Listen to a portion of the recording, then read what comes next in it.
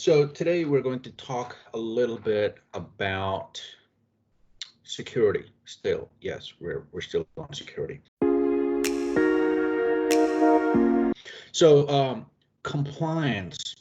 We have quite a few customers that have a requirement for certain types of compliance. That they have either government oversight or whatever have you.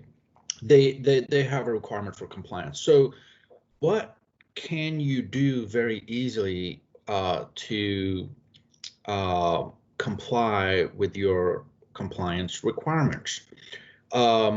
If you are on Microsoft 365, there is a new portal that Microsoft released not too long ago that makes it very easy for you to run your compliance assessments.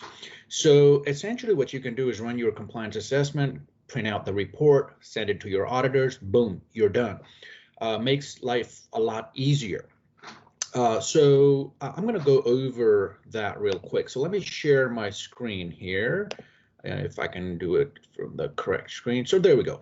Okay, so what you want to do is, and I'm just going to use one of my demo companies. So you want to go into compliance.Microsoft.com. Now, that's an easy portal to remember, compliance.Microsoft.com. And what you want to do is, once you get here, you can click on your compliance score, and that's in preview right now. As I said, it's a very new site. Now you can see for this demo organization, the compliance score is 0 because we have not done any assessments. So what you want to do is you want to go in here, go into assessments, create a new assessment, right? So we're going to add, and we're going to use a template. Now, this is where really Microsoft makes things so easy. So for example, if I wanted to do my HIPAA compliance check, I can just choose HIPAA. And the reason I choose HIPAA is because everybody knows about HIPAA, right? Some of you might not know what some of the other ones are, but everybody knows about HIPAA. So we're going to choose HIPAA, hit next, and we'll just do HIPAA test, right? And we can either use an existing group, or we may not want to create a group. So, oh, well, we have to create a group. So let's just call it demo 1. Now this is, we didn't used to have to select group, so that they made it mandatory now. So we're going to create an assessment. That's it. So now it will run through, it'll ask us some info. It will do the assessment on the back end. It will create a report, and then we'll be able to print out that report and present it to the auditors. Now, while it's doing that, let me ask you a question. What is the weakest link in your IT chain, in your IT infrastructure? The weakest link in your chain is the user, right? We can do, there are certain things that we can do from a technology perspective, but the weakest link is still the user. That's not an easy problem to solve, right? So the one thing that's the easiest to protect nowadays that wasn't available here, a few months ago even, it was not practical for small business to do, is to protect the machine the user logs into. So, Microsoft and all these companies, they have these huge systems in place. You can do MFA for this, MFA for that. All that is good and great. But the machine the user logs into is sitting there protected just with a password or a PIN code. The single device that a hacker needs to get access to own your world, right? So protect your users' devices with MFA, and you are going to increase your security so many times over. Okay, so now our assessment is done. It's showing us some numbers. It says it's in progress, and it's showing us all the different points. So it's a point-based assessment. So we can go through and run through these controls. And so let's go over here. So as you can see, it was 59% assessment is done. And we can just follow through to complete it, but it's and the bar shows us really good what's happening. So now what we might want to do is well, let's just start from the top right. So here are some of the controls and some of the breakdowns, right? So administrative safeguard. I mean, it just shows us so many different things. So now in here, you can see the green, and if there is any test that has failed, it'll be in red, right? So it's real easy. I mean, anybody can run assessments now. So administrative safeguards, let's just look into that. So access authorizations, so we can drill down into each one of these individual components and just look at that. It makes life so much easier just to run through this and do the assessment ourselves, and then we can just simply present it to the auditors and organization requirement. Physical safeguards. So not a lot of people think about physical safeguards when it comes to IT, but that is important as well. So let's just go down here. Now, once we do run the assessment, it will tell us what we can do to improve certain things, right? So let's just go back here. Let's go into assessments, overview. Okay. And let's just view all controls. And these are all the controls that we have. Now, what I'm going to do is I'm going to go up here, go into, and let's go into Protect Authenticator, maybe.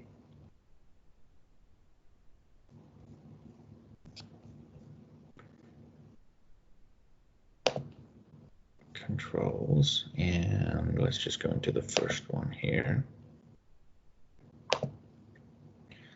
And let's run this one. All right. And let's just go into the first one. Now, I'm not going to go through all of them. I'm just going to go and run one of them.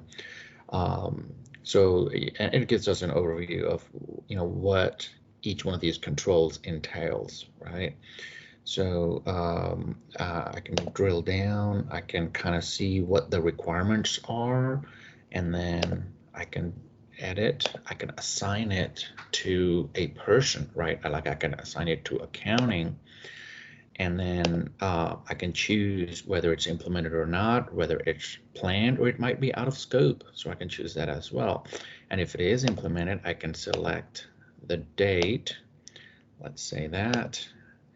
So test is not. So let's say we ran a physical test. We passed it on the 16th. And let's just do a save and close. So as you can see, changes saved, and it is showing implemented. We got the 9 tests, right? So let's look at the access authorization again, and then the first control would have passed, and right there it shows it is passed, and we got that one passed score right there. So let's just close out of this, and let's go back into our overview. And we got 9 points. So as you go through each one of those controls, you can get up to 1,782 points. So 1,782 points. And then there are some Microsoft managed points, right? So these are managed by the back end.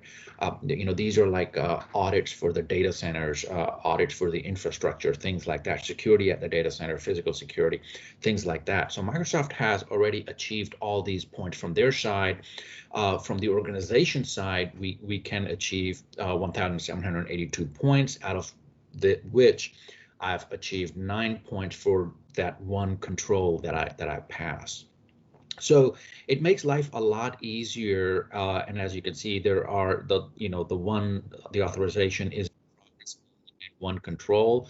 So you can kind of see your overall progress here, how many have passed, how many are in progress, and maybe there are some that are failed. We can also go into all controls and just look at them over here. So makes life a lot easier, compliance.microsoft.com. Now, once you're done, when you're over here in the main compliance window, and this is because we created that compliance. This is our overall compliance score. 2621 is from Microsoft, 9 points from us. Total is that we are at 2630. You can see at a glance, not completed, completed. So management or whoever's in charge of compliance can keep an eye on what's going on through the environment, see what what we've accomplished so far. And then when you're done, you basically come into assessments and simply you can delete that assessment once you're completed. So you did do the report, you do your thing, and then click delete assessment. So once I delete this assessment, you'll see that the score goes away. And you would want to do that if you don't need that compliance anymore. Normally, when companies need a compliance audit, it's usually on an annual or over some kind of time frame. So you would want to run it. Let's say if you run it every December, then you want to run it every December and then just keep that assessment in the system so you can always refer back to it, right? So I'm still waiting for it to load here.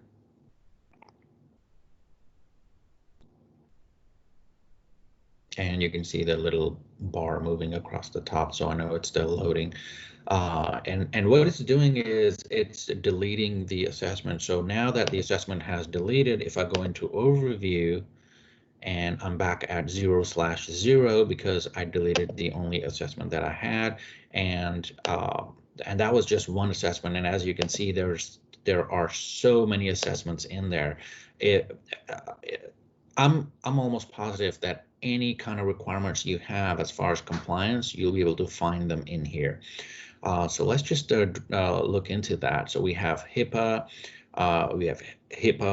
regarding Intune, Microsoft, ISO certs, NIST, SOC 1, SOC 2, which I know some of our customers require these, but there are just so many options here. Makes life a lot easier. So there are some other options here that are going to be populated. As you can see, Microsoft Compliance Score is in preview right now. You may not see it in your tenant, but it is coming shortly. So in the near future, you should be able to go to compliance.microsoft.com and run your assessments right here. Makes life a lot easier. So circling back, the weakest link, the user's machine. Think about that. How can you protect the one thing that the weakest part of your organization sits in front of, your users? A lot of times we see these phishing scams, and this happened at a customer not too long ago. And a person in accounting got an email from the director. The email was saying, "Hey, I need your help. I need to send out, so-and-so Google Play cards, gift cards for an event coming up. Please do this ASAP for me." So of course, when there's a scam, there's always a sense of urgency. So yeah, the accounting person went out online, bought a bunch of Google cards and sent it to that contact that the director had said to send it. It wasn't until a few hours later that the accounting person realized that the director had not requested any such thing. So then they dug into the email that had come in and they found out the from name was correct, but the email address, the from email address was not correct. It was coming from outside the company. In this case, the company uses, a lot of their users have Gmail accounts as well. So, having that external flag in there really didn't, the user didn't pay attention to that, because a lot of times the director was using their their Gmail address. So the damage was already done, and the damage was done by simply tricking a user into getting those gift cards. Tricking a human is very easy, as opposed to trying to break into somebody's computer. And that's what we're seeing a lot right now is, I mean, if you target, let's say, 10 people, out of those 10 people, 2 or 3 are going to fall for your scam, for your trick. So it's an easy thing that people can do, and people can, it's so easy to just go online and order these gift cards and, send them to a certain place. And these are sent digitally, right? It's not a physical mailer going out. But anyway, so protect these user machines, protect these users, do your due diligence as far as training. So do all of this, and you will be many times more secure. So until tomorrow, guys, everybody have a good day, and be safe out there.